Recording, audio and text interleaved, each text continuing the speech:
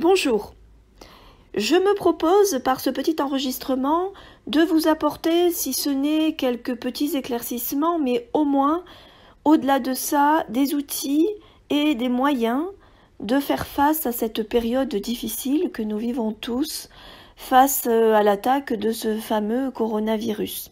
Alors là, c'est le coronavirus, mais une autre année, ça pourra être autre chose.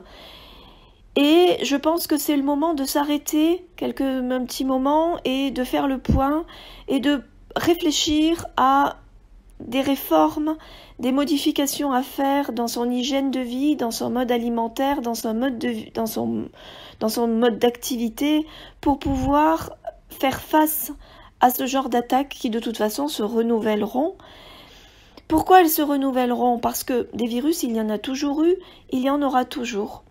Et les virus sont comme les mauvaises bactéries, tout parasite en fait. C'est des petits micro-organismes qui sont comme des parasites et qui vont venir s'attaquer finalement aux organismes qui sont à même de les accueillir et vont se développer dans les organismes qui sont hospitaliers pour eux et propices à leur développement et à leur prolifération.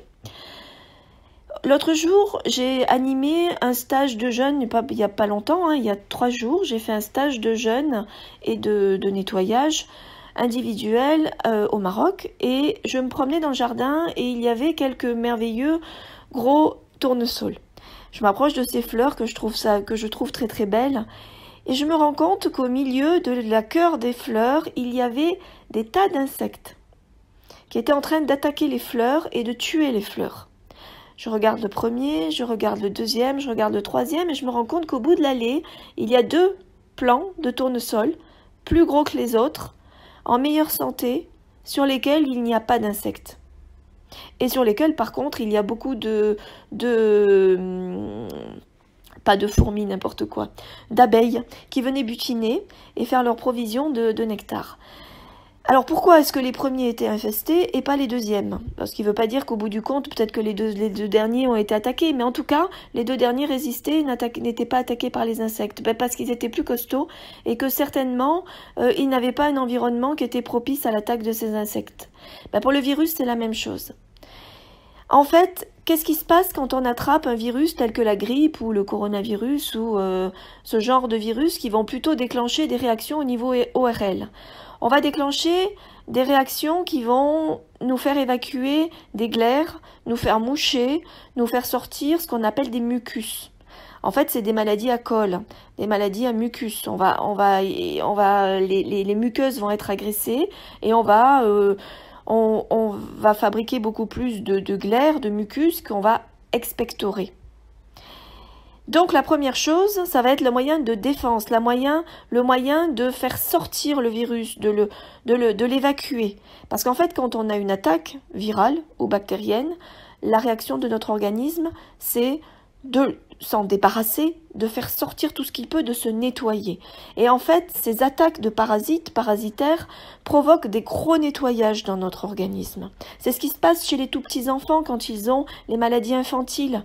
Ils sont très très malades. Ils montent en fièvre, ils mouchent, ils toussent, ils crachent, ils ont beaucoup de fièvre, ils sont vraiment pas bien du tout pendant quelques jours et ensuite ils sont en pleine forme et leur système immunitaire est plus fort.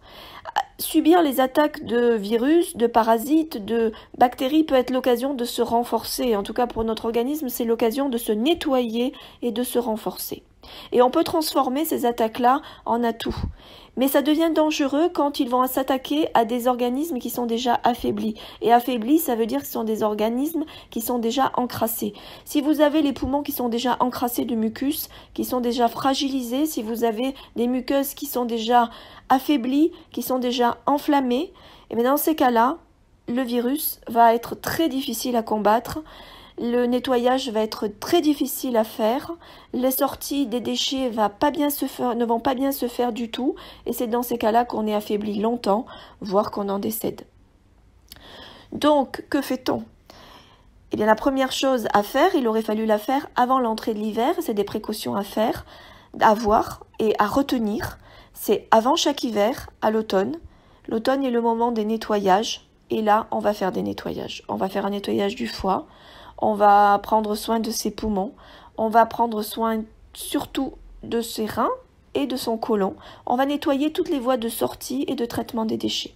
Et ça se fait à l'automne pour passer un hiver en bonne santé et arriver au printemps en bonne montée d'énergie. Qu'est-ce qui se passe aujourd'hui? Ce virus, aujourd'hui, il devrait déjà plus être là. Normalement, il aurait dû attaquer plutôt en hiver. Les grippes, c'est plutôt en hiver. Bon, il est là. Mais pourquoi est-ce qu'on y est très sensible? Surtout, c'est parce que chez beaucoup de personnes, ces précautions-là ne sont pas prises, qu'en hiver, on s'alimente mal, qu'on a une activité trop élevée et qu'on arrive fatigué au printemps. Et quand on arrive fatigué au printemps, on ne peut pas accompagner cette montée d'énergie qui est surtout ciblée sur les organes du foie et de la vésicule biliaire. Et dans ces cas-là, on a un foie, une vésicule fatiguée qui ont du mal à monter en énergie. Et s'ils sont fatigués, ils sont beaucoup plus sensibles aux attaques extérieures. Virus, coup de froid, coup d'humidité. Et c'est là qu'on va beaucoup plus facilement tomber malade. Sans parler d'attraper le virus du coronavirus, on peut aussi facilement avoir des rhumes, des angines, des bronchites, des rhinites, tout ce qui va se placer sur la sphère ORL.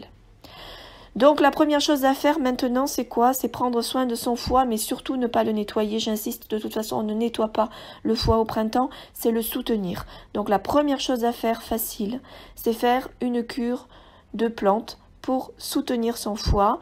Le plus facile, c'est d'acheter de la teinture mère de chardon-marie et de prendre 30 à 40 gouttes 3 fois par jour, pendant 21 jours.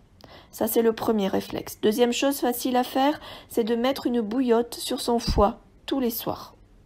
Il faut le tenir au chaud.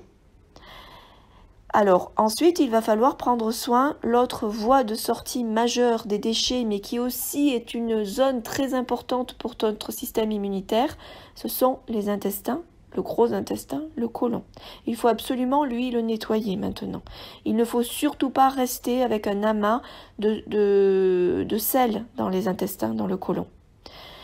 Donc, qu'est-ce qu'il faut faire? Là, vous avez le choix entre plusieurs soins. Le plus simple pour moi et le plus efficace, ça va être soit faire une hydrothérapie du côlon, soit des lavements du côlon si vous vous sentez capable de le faire à la maison. D'ailleurs, si vous sentez que vous commencez à être fragile, que vous commencez à avoir un petit encombrement, petit mal de gorge, petit rhume, la fièvre qui monte, tout de suite, lavement du côlon et relavement du côlon. Et ça ne peut que aider l'organisme à se débarrasser très plus vite de la maladie. Donc, si j'ai un conseil à vous donner, c'est essayer de faire les lavements du côlon. Pour tous ceux que je suis déjà, vous avez pour beaucoup reçu la vidéo que j'ai faite sur les lavements du côlon. Vous savez comment faire, vous avez les protocoles. Donc là, en ce moment, c'est le moment de faire les lavements du côlon, plutôt avec des décoctions d'ail. Si vous pouvez, c'est ce qui sera, ou d'origan, les plus efficaces. Si vous ne vous sentez pas capable de faire un lavement du côlon, allez au moins faire une hydrothérapie. Si ça non plus, vous vous sentez, ça vous semble, si vous n'avez pas le temps ou que c'est trop compliqué pour vous ou que vous ne voulez pas le faire, eh bien essayez au moins de dégager votre côlon. Alors, très souvent, j'évite, c'est pas très souvent, systématiquement, je vous dis jamais, jamais, jamais de laxatif. Mais si vous avez un transit qui est encombré, vous vous sentez encombré, là, dans cette période, si vous avez que ça comme moyen, faites une petite cure de tisane laxative. Mais en tout cas, libérez votre côlon. Vous pouvez aussi faire une cure de chlorure de magnésium. Ça s'achète en pharmacie, vous achetez des sachets et vous prenez un grand verre de chlorure de magnésium matin et soir avec une demi-cuillère à soupe. Une cuillère à soupe, ça va être trop. Une grosse cuillère à café, on dira. Et ça va aussi vous aider à vidanger, à vider votre côlon et à désinfecter. C'est très important de faire ça en ce moment. Ensuite, il va y avoir la zone des reins qu'il faut aussi soutenir. Alors les reins, eux, ça va se faire par un apport plus important de minéraux. Alors un apport de minéraux, si vous en avez la possibilité, commandez de l'eau de Quinton. Et faites une cure buvez au moins 30 centilitres d'eau de Quinton isotonique tous les jours. Si vous n'en avez pas, par exemple si vous êtes au Maroc, vous pouvez faire une cure de spiruline ou une cure de moringa, c'est le moment. Ensuite, il va y avoir tout ce qui est alimentation. Il est très très important d'avoir une alimentation hypotoxique et surtout sans mucus. Ne pas ajouter des cols dans votre organisme. Limitez au minimum tout ce qui est céréales, pain, pâtes, riz, farine. Et augmentez tout ce qui est légumes et fruits. On arrive au printemps, même si vous ne le sentez pas parce que vous êtes dans des régions où il fait encore frais, la nature est en plein printemps. Et il faut commencer à faire un repas de fruits par jour. Si vous prenez un petit déjeuner le matin, mangez des fruits frais, une salade de fruits, un smoothie. Prenez des fruits de saison et mangez des fruits au moins une fois par jour en quantité, c'est important. Mais ne mélangez pas fruits et légumes. Pour bien les assimiler, vous mangez vos fruits tout seuls. Soit au petit déjeuner, soit au goûter, ça peut très bien être un dîner, ça peut être un déjeuner. Et puis, commencez à manger des légumes crus en entrée, en bonne quantité. On rentre dans la saison des feuillus. Mangez beaucoup de persil, de la coriandre, des épinards, des jeunes pousses de salade.